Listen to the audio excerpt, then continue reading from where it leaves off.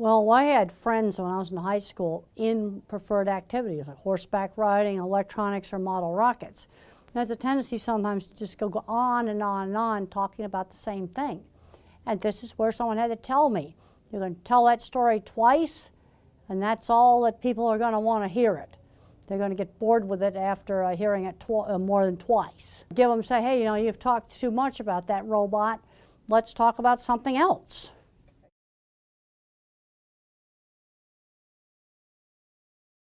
Well, let's give some examples of things that are not perfect. Okay, if a photographer's working for the National Geographic, that would be at the pinnacle of photography career. But if you go through the National Geographic, you're probably going to find some technical errors like flare in some of the pictures.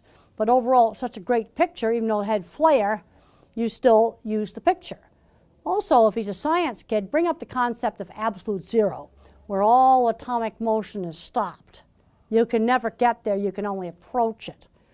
You know, get the concept across of work up to a certain standard. It doesn't have to be perfect, it's got to be up to a certain standard.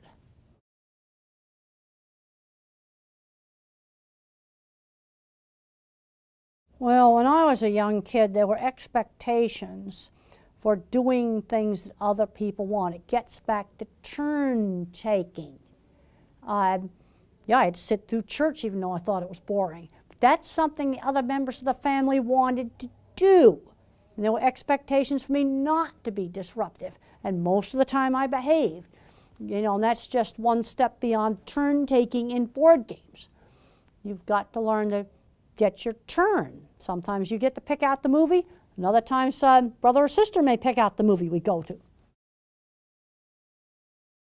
Well, one of my really important teachers was Mr. Carlock, my science teacher. And he had interesting projects for me to do. And I worked on all kinds of stuff with optical illusions. And that actually helped me in some of my cattle work because it made me pay attention to what the animals were seeing. And then doing interesting science projects got me motivated to study because now I had a reason for studying. Studying was a way to get to a goal of becoming a scientist. This is where a good teacher really turns a student around.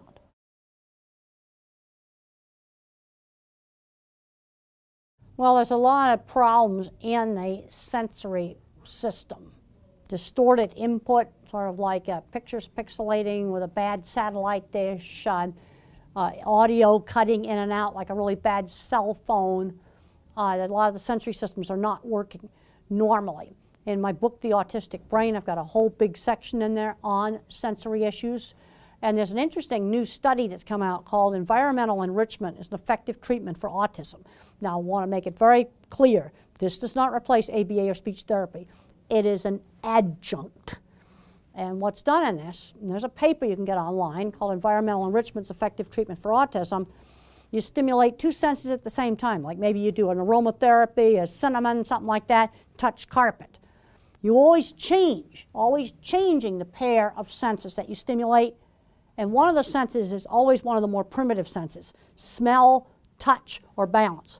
So there's a lot of emphasis on 8 different aromatherapies, and the people were, children were evaluated baseline.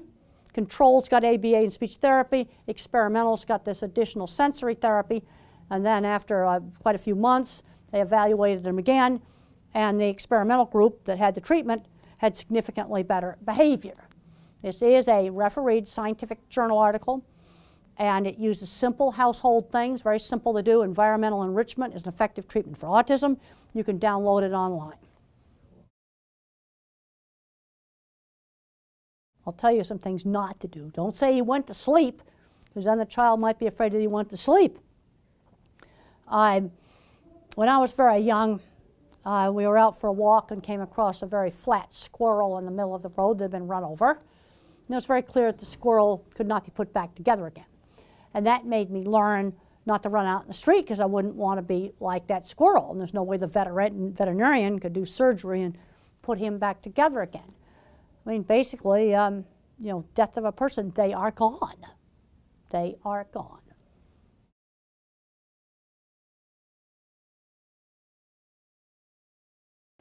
Well, Oliver Sacks is a very kindly kind of professor type of person, and I read an article he wrote in the New York Times just before he died about, going back doing the Jewish Sabbath. And at the end of the article, he was talking about, well, if A, then B, then C, which way of his life could have gone down different paths. And I started really weeping when I read that article, and I'm glad it went down the path that, where our paths crossed. I could barely print it out, I was so upset. No, fortunately, he was writing right up until the end. And he's overall really satisfied with his life. Well, after the article appeared in the New Yorker magazine, shortly after that, an agent appeared that suggested that I ought to write a book. And that's what brought the book Thinking in Pictures into being. Hey, I'm Candace Cameron Bure. Tom Bergeron. You're watching Autism Live. And you're watching Autism Live. And you're watching Autism Live. You're watching Autism Live.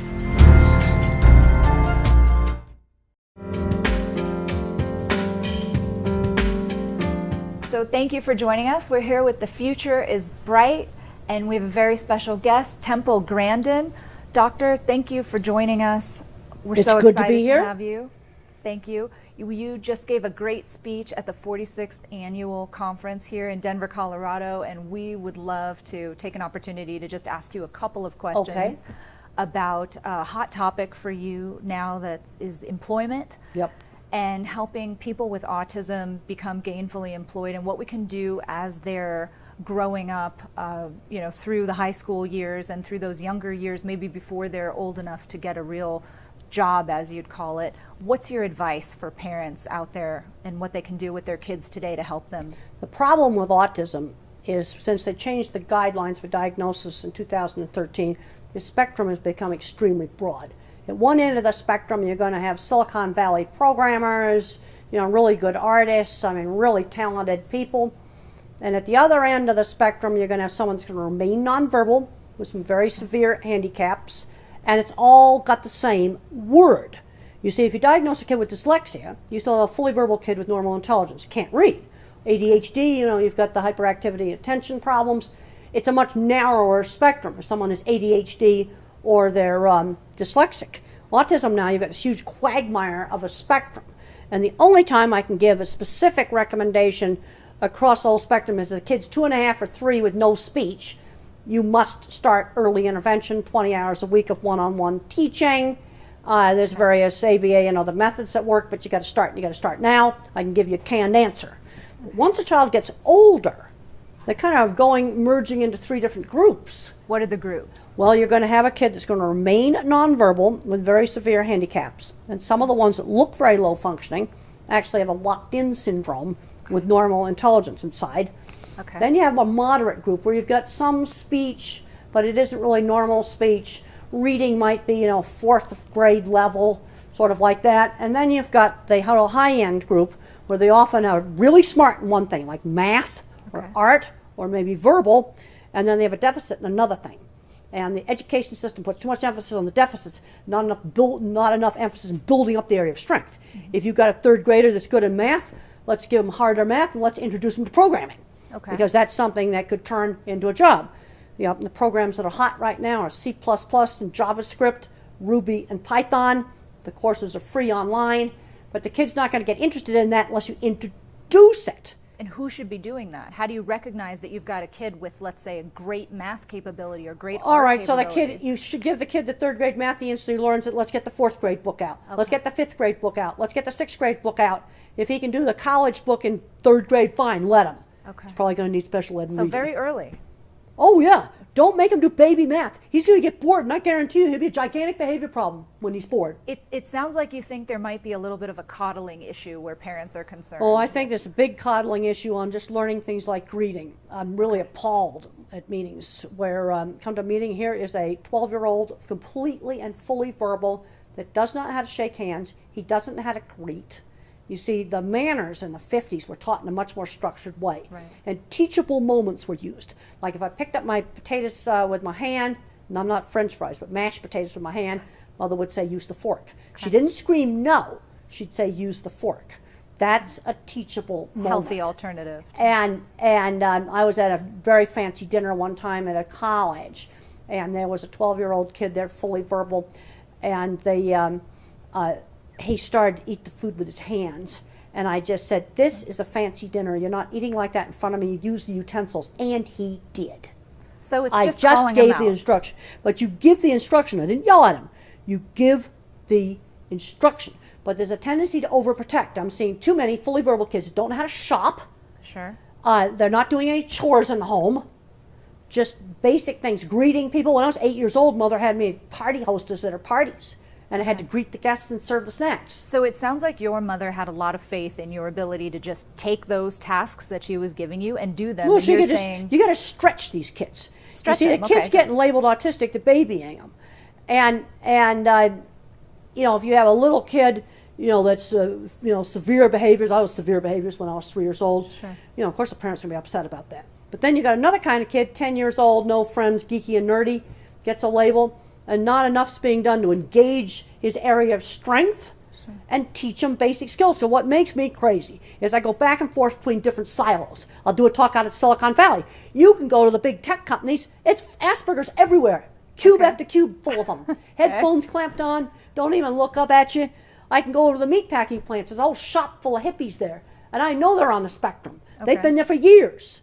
This is what makes me crazy when I go out into the cattle world or the tech world or even the academic world, and I find older people my age, maybe 10 years old, that are on the spectrum, but they're not diagnosed. So it sounds like you're saying in today's society, less helicopter parenting. That's right. And more, you know, you must do this, and reinforcing these are the manners you need. This is how we act. Just treat them. You got to move them just outside the comfort zone. I just met a lady when I was down in Argentina. I said, well, I can only shop at this one supermarket, this one newsstand. I can't go to another store. You know what I did with her?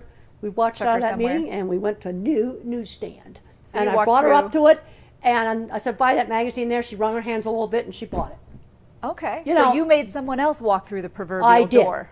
Good for you. Right. That's what I did. I did that last week. And you're encouraging parents to do the same thing with their kids And then now. we're going to be getting into looking at the job front. Okay, now that's something you just gave a great speech about. And it sounds like that's this new hot topic for you about how kids in their maybe early teens, maybe before they're really able to get formal jobs, should be out doing maybe the paper route type equivalent. Okay, we don't have paper routes anymore.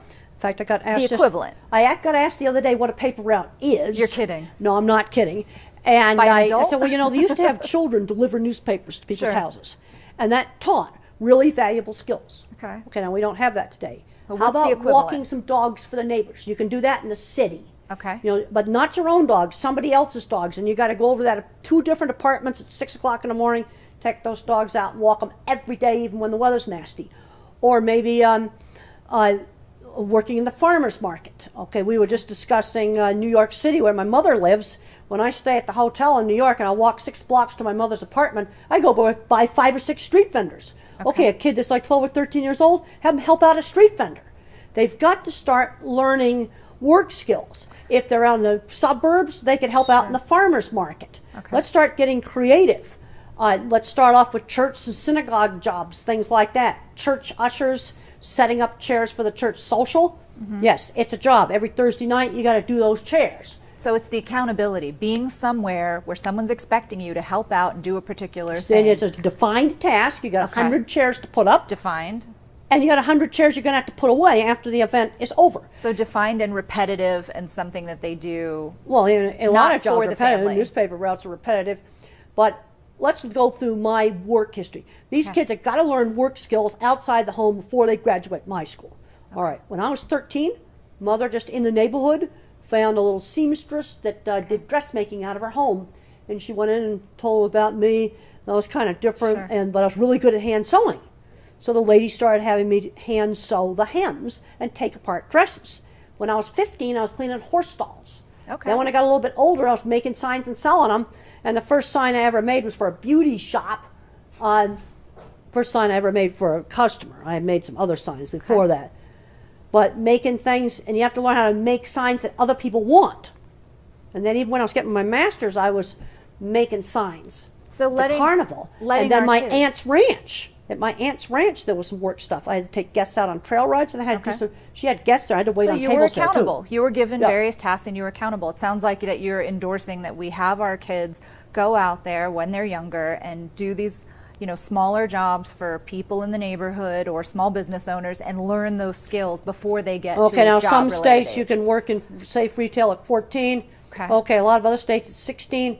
Well, you know, let's say you got a friend 2 blocks away, like a little tax accounting office. Sure. They can put the kid to work in there.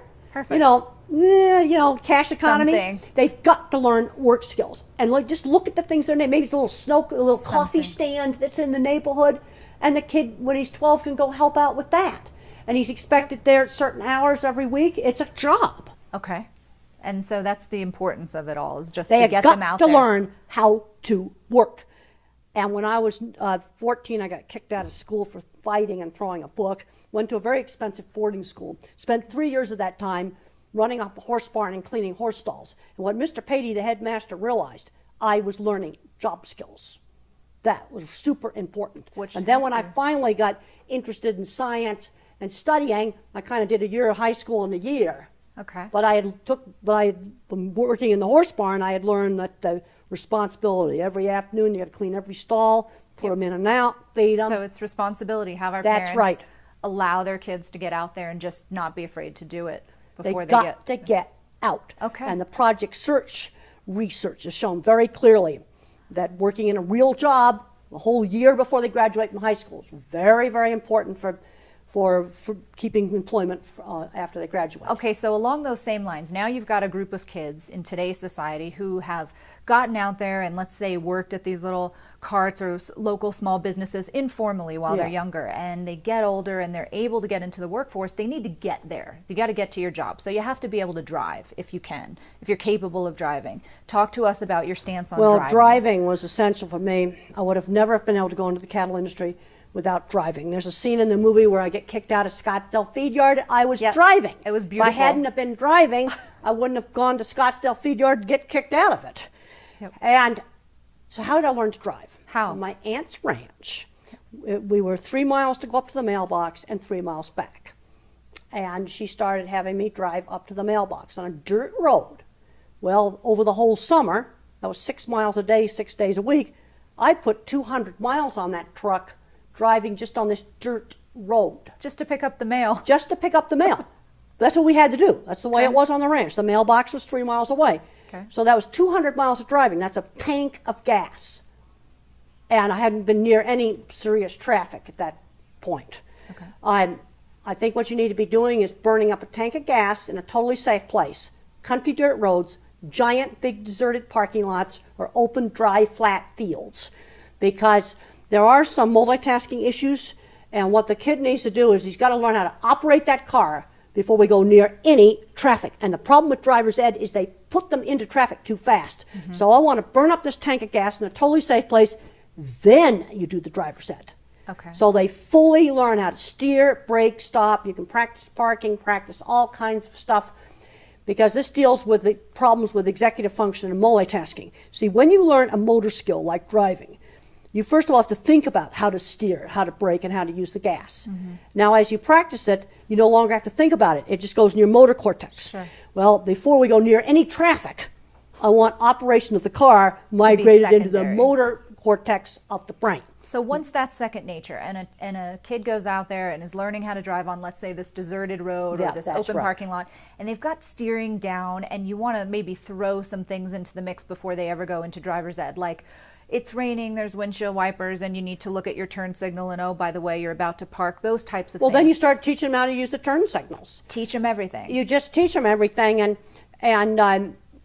then even after I got a car, I went to Franklin Pierce College, but that was out in the country. There was some traffic, but it was really mild traffic. So I was another year on easy roads before I did any really serious traffic. Also, like downtown Denver, I just absolutely hate coming here. I actually avoid the rush hour, but you see the airport route, I know exactly where the lanes are, where I have to get over. It's a more comfortable route. The airport's totally comfortable. You know, so like going to the airport's easy. And see, all my agricultural jobs were out in the country. So, but even on Denver traffic, okay, I would learn a certain route. There's some really bad exits where you can get forced off. Well, then I got to learn where I got to get over when I'd learn the route. But it's just going to take longer. So I'm recommending a tank of gas in a totally safe place before we do any driver's ed, a year on easy roads before we do downtown traffic or crowded freeways. Just a period of acclimation, it sounds That's right. like. Okay. It's going to take longer. For multitasking skills in general, whether it's driving Well, multitasking is the problem. You see, and the way to avoid the multitasking is there's no multitasking if the operation of the car is migrated out of frontal cortex back to the motor cortex, so you don't have to think about driving the car. So you want that extra time. That's right. And then turn signals, well, you can practice that even on my aunt's ranch, where we would go up to the mailbox. There was one turn to the mailbox where I could practice a turn signal. Okay. Okay, so that's driving. That's right. Now they can get to the job. They've learned how to drive. They've had their practice at manners at a young age and doing some of these informal jobs. Do you have specific advice for what we can tell adults with autism who feel like they've got the right skills to get out into the workforce? Let's short circuit the interview process. Okay. Because when we were just talking about this at the tech conference I was just at across the street with Specialist Cistern, that tech company that hires people on the autism spectrum, and they were talking about how they got to short circuit the interview process, and the way that I would do interviews is to simply show off my portfolio. I'd show pictures of things I designed, drawings. Okay, if it's a programmer, it needs to show a computer in there. Here's some C++ that code and it does this, and I got some JavaScript and it does this, and you just show off your portfolio. So maybe a different kind of interview That's process right. for people That's on right. the spectrum. And then once they get on the job, the thing employers have to realize is you cannot be vague. There's a scene in the movie where my boss slammed down the deodorant and said, "You stink, use it." That happened. Right. They got to clean up themselves, and I did it. And that boss, I'm pretty sure, was on the spectrum. But you said you appreciated that. Now, I was very direct. angry at the time. I was very angry and upset at the time, but I wanted the job.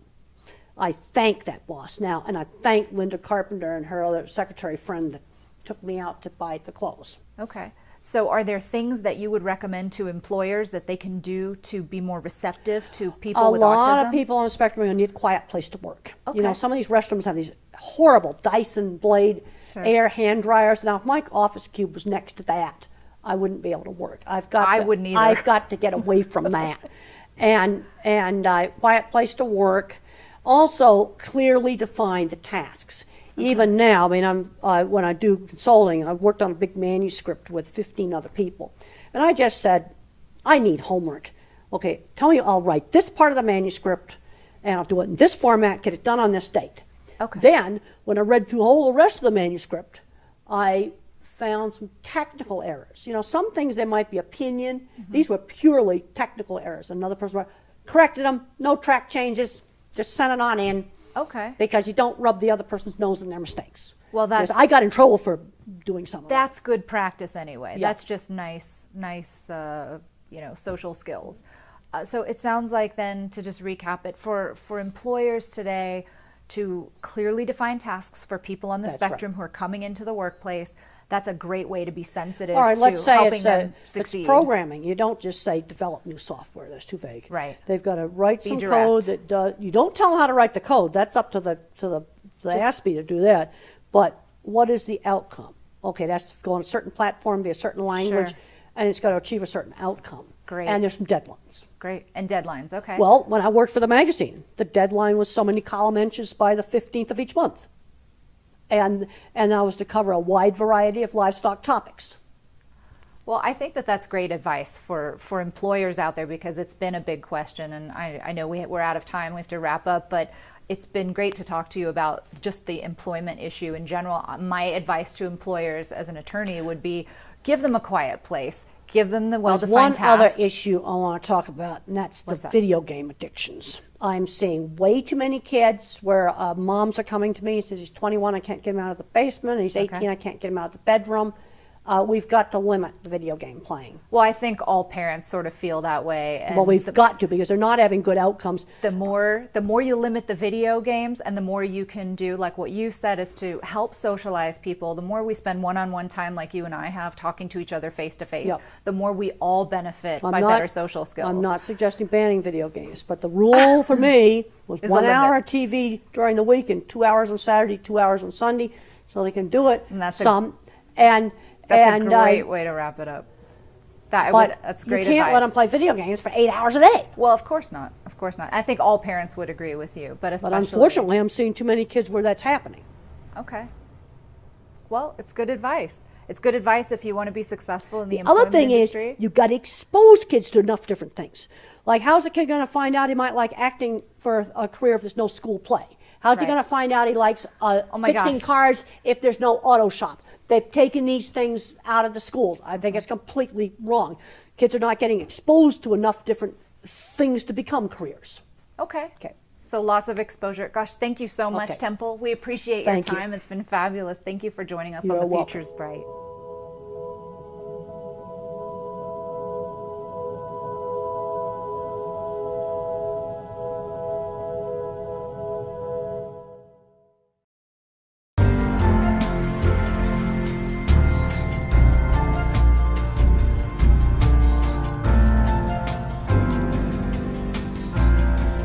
We have so many parents who've asked questions, and they love your answers. I want to start with a question that we got on Facebook that somebody wants to know your views on inclusion.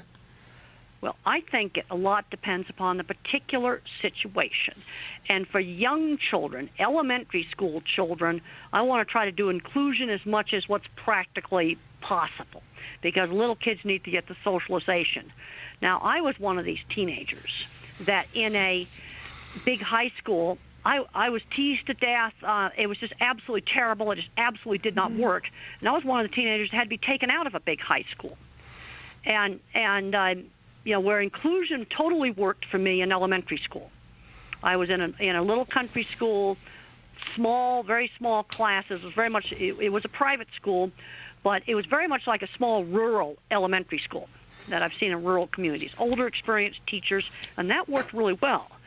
But I was one of the ones that had to be taken out, and I went to special boarding school, and I've had some parents take their kid out and homeschool them. And all I want to say, if they homeschool their kid in high school, they cannot let them become a recluse in their room. When I went away to the special boarding school, I had a tendency to want to do that, and they wouldn't allow that. They let me do lots of different things that I wanted to do, and when I wanted to clean the horse barn, they got me insulated boots so my feet wouldn't freeze off, but I had to be at meals on time. Even though I didn't do much studying, I had to attend classes. One thing they absolutely would not allow was for me to become a recluse in my room. And I had to be out doing things. But there's some kids where getting away from the whole teenage scene is the best thing you can do, and socialize with grown-ups. Yeah. Because I'll be perfectly honest, socializing with teenagers is not a life skill that I need. Well, I think a lot of people would agree with you there, Temple. But on the other hand, I've seen situations where they decide to homeschool their teenager, and he became a video game recluse, and ended up on Social Security going nowhere. And that makes me nuts. Because when I go out into the technical world, there's old Aspies and there's old geeks and nerds out there that would be definitely diagnosed on the spectrum today. Old gray hairs my age, and they've got jobs. Jobs they like, and they've kept those jobs. Well, we've got another parent who wants to know what you think about the recent statistics that somebody was quoted as saying that in 2012 that the numbers for autism at the rate that we're growing could be as high as 1 in 9. And what your thoughts are on those numbers. Well, some of it's just increased diagnosis. I mean, the geeks and the nerds and the Asperger's, they've always been around. Now, they're going to be changing the diagnostic criteria in May to take the mild, kind of socially awkward person and call them social communication disorder rather than autism, which is really rubbish because the social communication problems are the core deficit in autism as far as I'm concerned. So some of this is just increased diagnosis. And I think there is some severe autism and severe problems that have increased. And there's also a good number of mental retardation that has now being called autism. And mental retardation diagnoses have actually gone down. You see, people seek the autism diagnosis to get services. And I think one of the reasons why in the DMS-5 they're changing that, they're taking out Asperger's, is they're trying to cut down on the amount of people labeled autism. I think the committee actually did that on purpose for that reason. And the problem is diagnosis is not precise. And in my new book, The Autistic Brain, Richard Panik and I are going to be going through the whole entire history of the diagnosis. It makes you kind of sick because it kept changing. It's doctors sitting around a conference room table, making decisions on this. Mm-hmm. Absolutely. Have you had a chance to look at the DSM-5, Temple? Do you? I looked at it when they had it posted on the webpage. Right. I was able to look at it. It's now off the webpage, but I did have a chance to look at it. And basically, Asperger's is going to be removed, and most of the kids that are the Asperger's are going to be called social communication disorder, and they say that that's not autism, which is rubbish. And they're also getting very murky about the speech delay. All of it like more muddled and murky. And I'm just curious, because we all had that opportunity to look at it and to make suggestions. Do you feel like you would still be considered on the spectrum by the DSM? You would still qualify? I would. I would definitely still qualify because I had severe speech delay, and when I was a young child, I had all the full-blown symptoms of classic autism: rocking, spinning, tantrums, no eye contact, fixated interest, repetitive behavior. Because basically on the DSM-5, there's two things you got to have. You got to have the social communication problems, and then the other thing is the repetitive behaviors and fixated interests. Yeah. And I definitely had that. Okay. I would definitely still be diagnosed. Okay. And which kind of leads into the next question. One of our viewers wants to know what problems that you still face being autistic. Well, I don't multitask well. That's still a problem I face. And fortunately, I have a job that doesn't require multitasking or remembering long strings of verbal information. It's antidepressants have controlled anxiety for me. I'm a visual thinker, and us visual thinkers tend to get a lot of anxiety problems. And a low dose of an antidepressant, some people a little Prozac, Zoloft, or Lexapro. I'm on an old-fashioned tricyclic. Just a little tiny dab stops that constant panic attacks and anxiety. And you have to use very low doses, because if you use too high a dose, you get agitation and insomnia. And if you're interested in that, I'd recommend that you read A Believer in Biochemistry. That's a chapter in my book, Thinking in Pictures, or read the second edition of The Way I See It book. Spectacular, wonderful. And in particular, this same viewer was asking what really has helped you to become the person that you are today. Was it therapy? Was it social therapy? And what do you feel is the main reason that you've had so much progress in your life?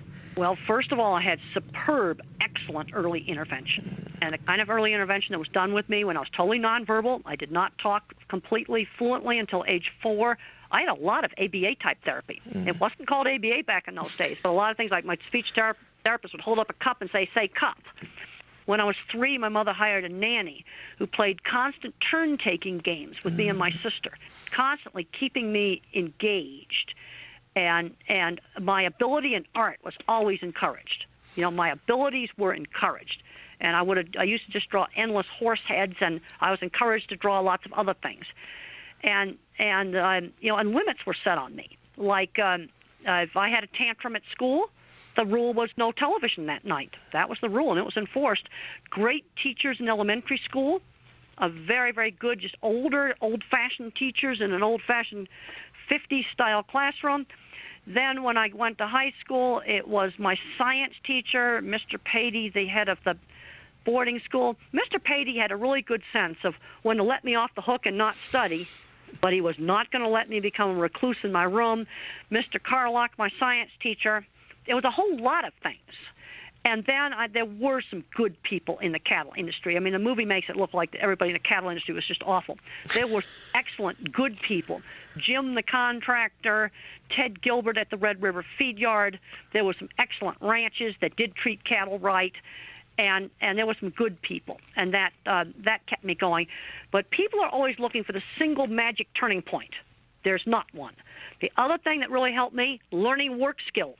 When I was 13, Mother had me doing a little sewing job 2 afternoons a week in a lady's house, and I took apart dresses and hemmed them. When I was 15, I was cleaning 8 horse stalls. I was doing carpentry work. When I was in college, I did an internship at a research lab where I actually had to rent my own house. You see, you've got to stretch these kids. Yeah. I'm seeing too many people on the mild end of the spectrum today, people a lot milder than me, that are playing video games on Social Security because they were never stretched. My take on video games is 1 hour a day. Okay. I was allowed to play a 50s video game when I was a little kid for 1 hour a day. And that 50s video game was spinning a brass thing round and round and round that covered up a bolt on my bed. And I was allowed to do that for an hour after lunch, to just veg out and do that. Well, that's the same thing that ought to be done with video games. 1 hour a day. I love that prescription. I'm going to play this for my son, Temple. And I would never recommend banning them. Actually, there's some visual spatial skills you can learn from video games. I just was reading an article in one of my Science or Nature magazines. But that article, where there was a benefit in playing video games, it was only 1 hour a day they did. Okay. It wasn't 8 hours a day. Yeah. Well, I love that, because a lot of us parents are asking questions and saying, what's an appropriate amount? And an hour seems like a great, it gives them time to play, That's right. but puts a limit on it. So I love that. That's exactly what Mother did with me with spinning things. I was allowed to have an hour after lunch where I could go in my room and I could spin things, twirl the brass plate on my bed round and round and round, watch it twirl. And then after I came out of my room, I was not allowed to do that. I got to ask you, Temple, what was it about the spinning that was exciting enough for you to do it for an entire hour? Do you remember what it was about? Oh, yes, I remember. I could twirl it. It was sort of a hanging brass plate that was on a screw that covered up a bolt that held the bed frame together. And I'd spin it at different speeds. And I'd watch how it went back and forth when it stopped spinning all the way around. And I would experiment all different kinds of speeds of it. And I just sort of studied it like a scientist. Wow. And I found it fascinating. Another thing I did is I dribbled sand through my hand. We go to the beach. And I dribbled sand through my hand, and I'd study every little rock of the sand that went through my hand. And I would just stand there all day, and I would dribble the sand at different speeds. You know, hold my fist tighter or hold my fist looser, and just study it. It's just fascinating, and it kept your attention. Oh, yes. And I was given some limited times to do these things. But it was on a schedule. Yeah. After lunch, I had an hour where I was in my room and I could do this stuff. And then at the table, it was absolutely not allowed. Church, it was not allowed. In the classroom, it was not allowed. And when how did they work through? What was it like for you transitioning? Was it just that you understood that it was an hour and then it was over? Well, I understood that, and it was you see. But this kind of having a schedule started very young. Okay. I mean, when the nanny we had 3 meals every day, and they were on time: breakfast at 7, lunch at noon, dinner at 6.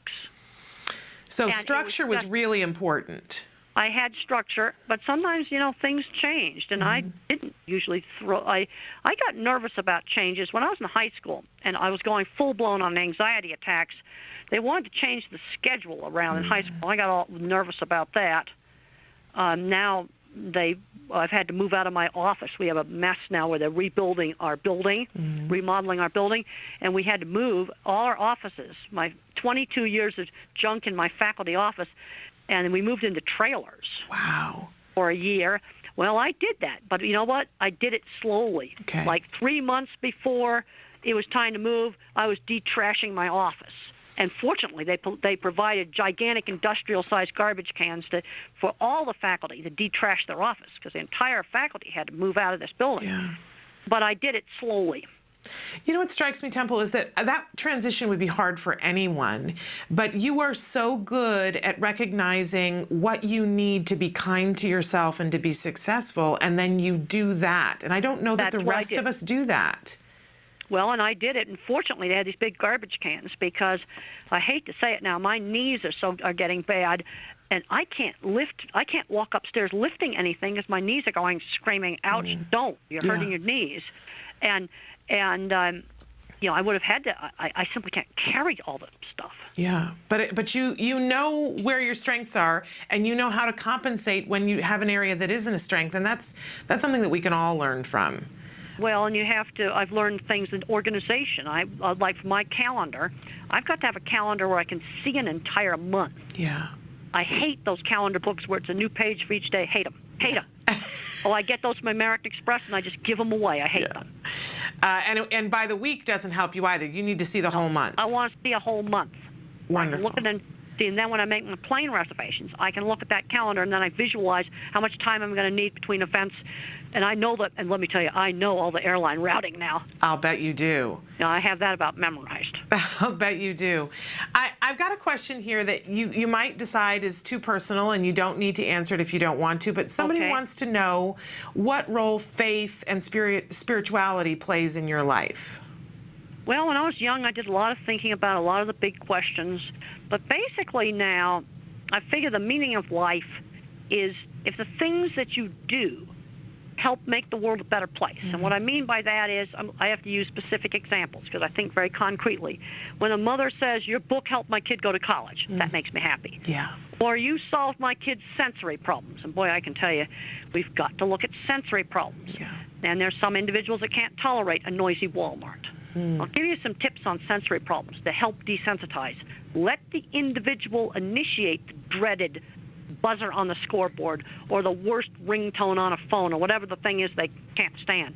If the person on the spectrum initiates it, or if they hate Walmart, let them control how much Walmart they got to tolerate. And when they give a signal, you take them out. I because love you that. kind of have to stretch it. Yeah. And then there's some individuals that will never tolerate that Walmart, especially some of you nonverbal individuals. Yeah. Well, you know, that's great advice, Temple, because we've had a couple of parents, one parent in particular who's written in and talked about how her son, his lunch and his physical education take place in an old-fashioned gymnasium that has all wood floor, and it's very echoey in the room, and that it's hard for him. He's supposed to be socializing during lunch, but there's all this echoing noise. Well, the problem is he cannot hear. Oops. I cannot hear in that environment either. Yeah. When I'm in a meatpacking plant, I cannot hear. I have got some auditory processing problems. I don't hear hard consonants. So when I'm in a meatpacking plant and we have to talk, I said, we got to go outside. I can't. I just tell him I can't hear. Yeah. And one of the problems he's got in that echoey gym is he simply cannot hear what other people are saying because there's auditory problems. The other thing, if you wear earphones or earplugs in the noisy gym, you've got to have those earplugs off for at least half the time because otherwise your brain will get more and more and more sensitive. You know, so half the day when it's quiet, get that headphone off and get those earplugs out. And well, one of the things that we had recommended too is going in and recording what it's like in the gymnasium and maybe slowly desensitizing. But that can help. And what I'm hearing from you is to let the child turn the sound on and turn it off to desensitize. Put it on the recorder. Put it on the recorder, but let the child turn it on and off. And that will help desensitize it so it'll tolerate the gym. Yeah. But what it will not do, it's not going to solve the problem with hearing conversations in the gym. Yeah. It will just make it so he can tolerate the gym. The other thing is, the other big problem in so many schools is fluorescent lights. Yeah. That's a serious problem for maybe 10% of the people on the spectrum. See, the problem we've got in the sensory stuff, it's so variable. Yeah. One kid's got visual problems. Another kid's got touch problems. Another kid's got auditory problems. And fluorescent lights, 60-cycle fluorescent lights are just the worst. And if you're in a classroom with that, then get the kid's desk over by the window. Or if you're stuck in a room with no windows and fluorescent lights, get some incandescent light bulbs in old lamps. Just get some old floor lamps, bring them in from home, put them next to the kid's desk. The other thing that can help is try printing books and things on different pastel papers.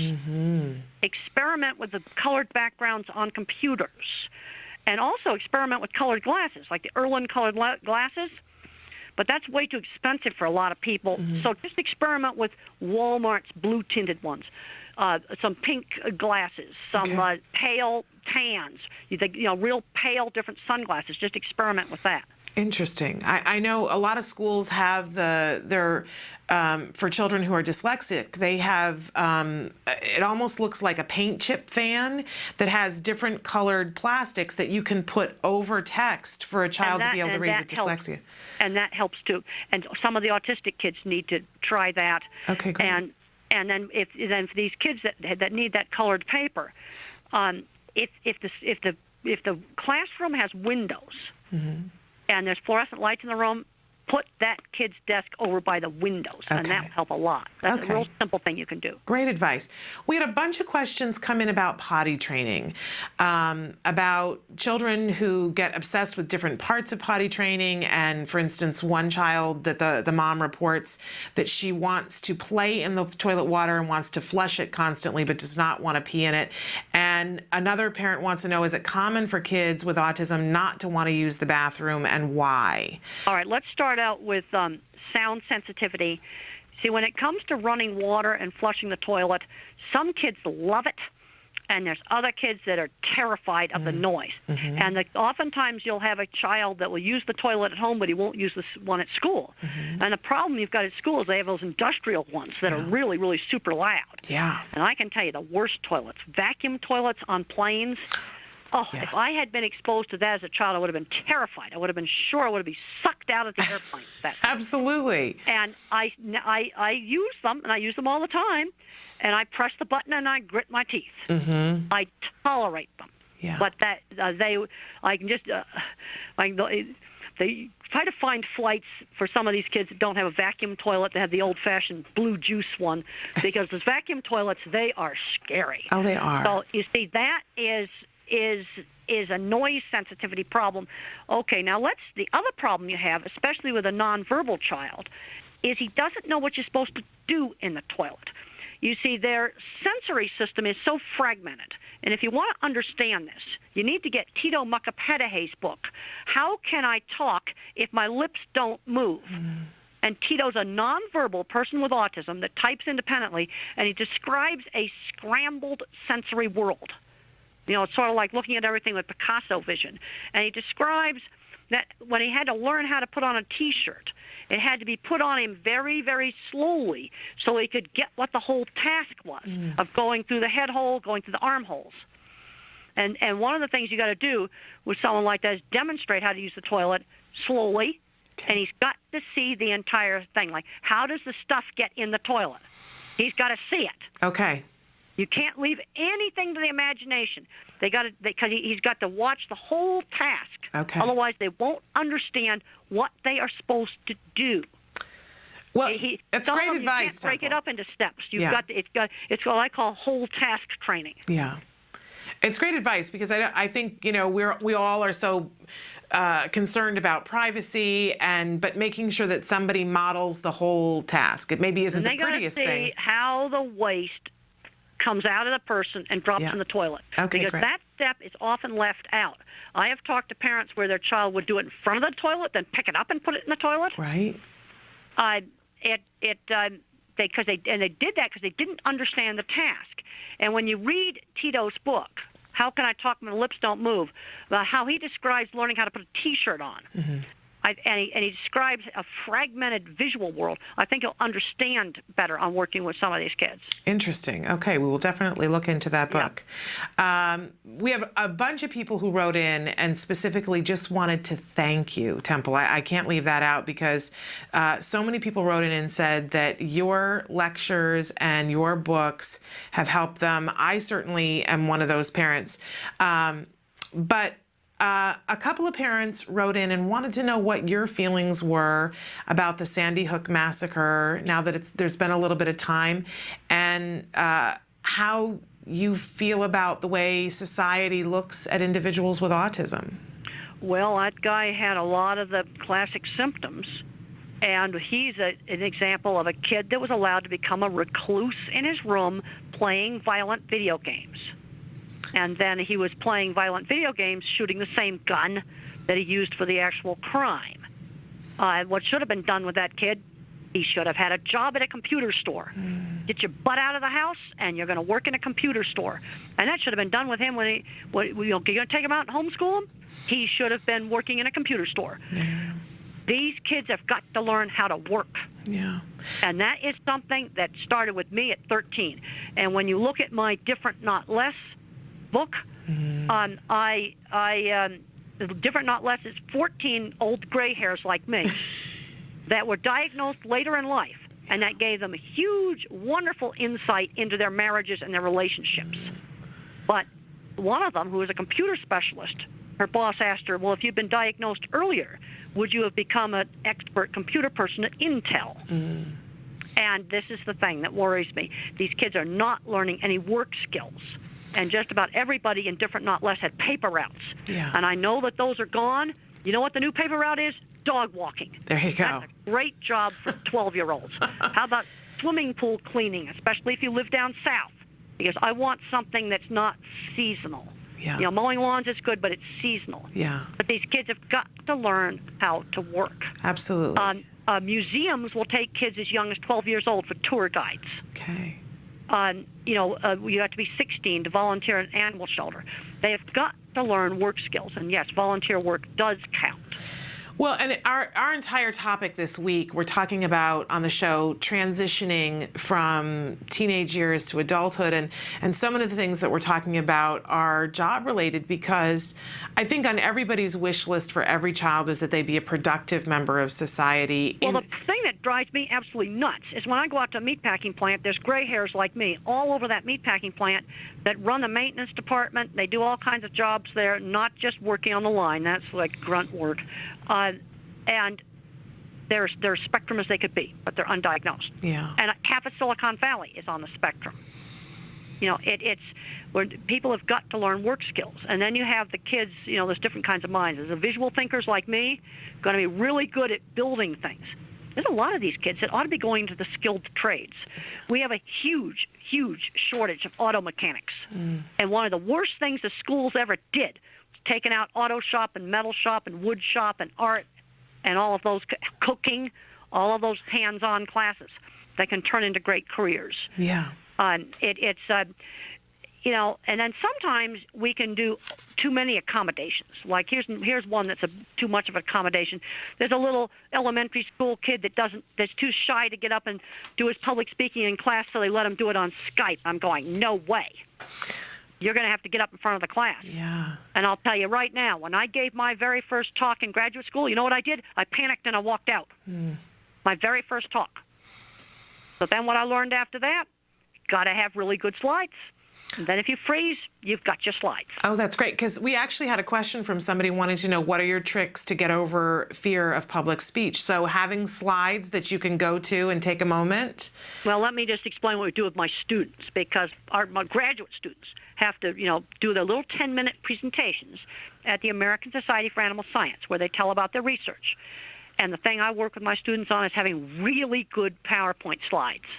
You know, where you start out with the reason for doing the research, the methods, you know, the animals, the statistics, the procedure, the results, the discussion, the conclusions, and nice pictures on your slides, and then enough writing on your slides so if you panic, you read them. There you go. It's not the end of the world for your first talk. Yeah. And you've talked in so many different venues now, and we've shown your TED Talk more than once here on the show because it's brilliant. And I just wonder, were you extra nervous for that, or was it just fine? Did you feel at home? I would think that would be panicking. I was okay because I've done talks in enough big places. And I was okay with that. The only thing at the TED Talk I had problems with is they wanted me to wear this mic that was taped to my face. And I said to them, I've got to wear that for half an hour beforehand to get used to it. And I did that, and they had a lot of lights, which I don't really like, but I tolerated it because I wanted it to look good, and they wanted it to sound good. Yeah. And that's why they taped the mic to my cheek. Well, it did look good, and it sounded great, and you were brilliant, and we love that TED Talk. I have another viewer who, her question is, how can I learn to control involuntary movements? I have trouble with it, and it's very distracting. And what you have to try to do is to turn it into an involuntary movement that doesn't bother people. I know a guy that has Tourette's. And you'd never know it because he twitches his mouth and his eye. And it's something that, he does it every 30 seconds, but nobody notices. I never noticed it until he told me about it. You can try to switch the involuntary movement into something that's less distracting. You know, there's a lot of people that sit in meetings and they jiggle their leg in meetings. Have you ever done that? Oh, yes, absolutely. And there are people who click their pens. Well, that gets annoying. It does. And I do an awful lot of doodling. That's great. Where I just take a pen and I'm drawing circles and I'm drawing little triangles and stars and stuff on a piece of paper. You know, you could do that. You could get a fidget ball. I think what you need to try to do is to try to turn that into something. Because what could be done with Tourette's is you can't get rid of the tics, what you do is you change them into something else that's a lot less annoying and distracting. Okay. And what this guy did is he took a bad verbal tech and he turned it into twitching his mouth and his eye every 30 seconds, and nobody notices it. There you go. Wonderful. Okay. Another viewer wants to know, what's your experience with fragmented vision, seeing only the details of things and not the whole picture? They report that, she says, I see so many details, but I can never just see the whole object that I'm looking at, and I'm wondering what this is and how to understand it. Well, I had a student that had that problem, and she was not autistic. She was dyslexic, and I remember one time we were sitting at a traffic light next to this art store, and I say, Artarama, that's a funny name for store. And she said, all I saw was the A. And Tito describes this, you know, and How Can I Talk? My Lips Don't Move. Donna Williams, in her book, Autism, An Inside-Out Approach, describes this problem. Now, I don't have this. This is where autism is very, very, very variable. It's real, real variable, and I don't have this problem. It's you know, this is something that, you know, not everybody on the spectrum has. But that they can go to those resources and maybe learn some more about it and what to do about it. So Tito's book again. That's right. There's somebody who wrote in, and I'm unaware of this. Apparently, you are very good friends. Somebody's at my door. I'm going to have to let them in. Just a minute. Okay, well, hold on. I'll let all the viewers know that who we're talking to right now is Temple Grandin, if you're just tuning in. She's joining us via phone, and she's answering parent questions that you guys have written in. And it's a very exciting opportunity for us to be able to talk with her, and we hope we'll have more opportunities to do this. So if you haven't written in a question for Temple Grandin, and you still want to do, because we keep a pool of them so that if we have the opportunity to talk to her again. Sorry, this is where I don't multitask very well. Oh, no, I thought you did very well. Are you kidding me? Okay. And we were just filling our viewers in on what was happening. So, but do you have a few more minutes to talk, Temple? Yes, I do. Okay, great. So somebody wrote in and said that you have, that you're good friends with somebody who's blind. Yes. And that their best friend is blind. And their question is, do you narrate and describe scenes with ease to the friend that's blind? And does that build trust between you? Because the person reports that they're very inspired by the fact that you also have a friend that's blind.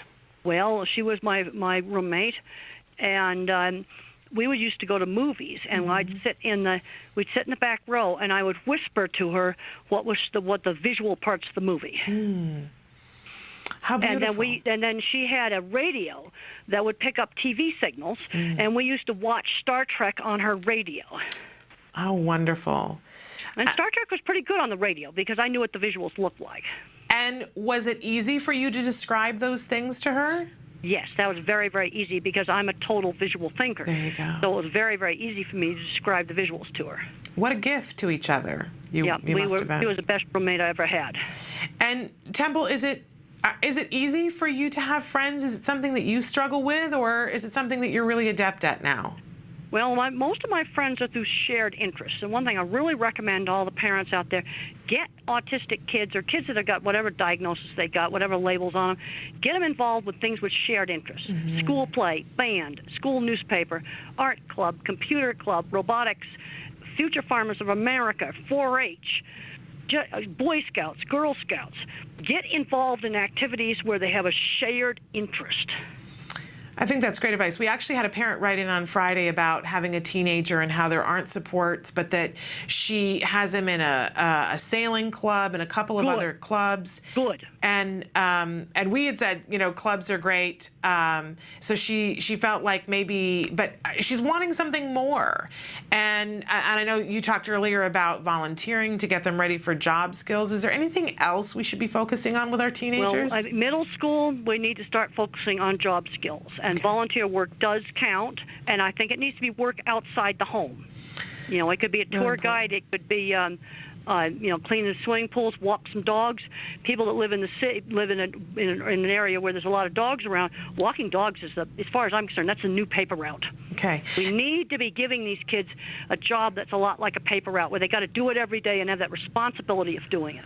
And does it need to be something that is in their area of interest, or it just is a job and they get paid for it? Or sometimes it needs to just be a job. I don't think cleaning pools would be in anybody's interest. Yeah. But sometimes they just need to do a job. Okay. They need to learn how to work.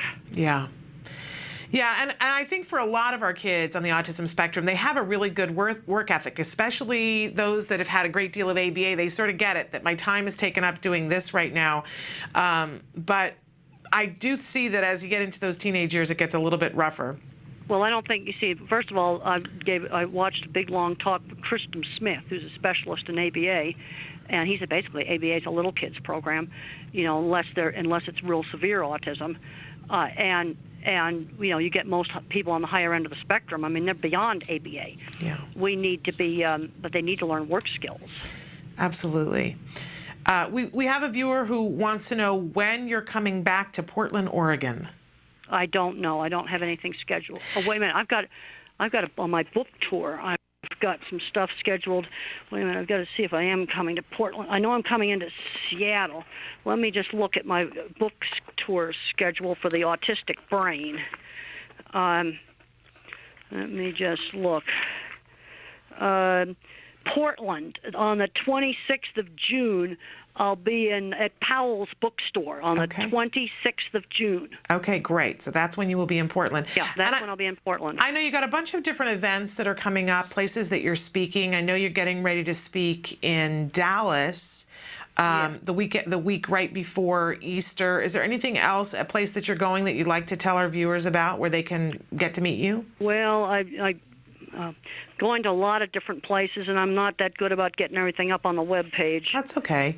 I mean, people can search and you know, I mean, I was able to see that you were going to be in I can tell you Dallas. some of the places I'll be at for the book tour for the autistic brain. Okay. I will be on the 21st of May. I'll be at Los Angeles, at the University at Riverside. Okay. And then on the 27th of May, I will be at the Los Angeles Public Library. And then I'll be in New York. I'll be in New York. They've got me on the 29th and the 30th, but I don't know where. I'll be in Washington, D.C. on the 1st of May. I'm not sure where yet. I'll be at LaSalle University outside of Philadelphia on the 3rd, also at the Philadelphia Public Library. Pensacola, Florida on the 14th of May. I'll be at an Asperger meeting. Oh, wait a minute, that's in Sydney, Australia. You don't want that. Oh, yes, we have viewers that watch us in Australia. Well, okay, well, I'll be Sydney, Australia, Asperger Association. That's going to be the 1st of June. Okay. And then San Francisco on the 5th of June and the 4th of June. 4th and 5th of June in San Francisco. Atlanta on the 19th of June.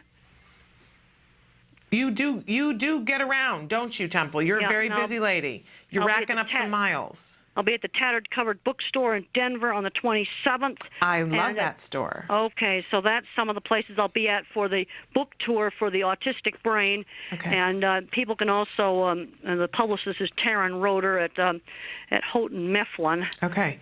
So if people, that's a great opportunity for them to come and have an opportunity to meet and greet with you and get a book signed perhaps, and which is a lovely thing, because people do want to meet you, Temple. It's, you know, I was very excited to meet you about a month ago, and everyone was so excited to ask me about what it was like meeting you. And I got to say, it was one of the highlights of my life, Temple, to meet you. Thank you. Really, really remarkable.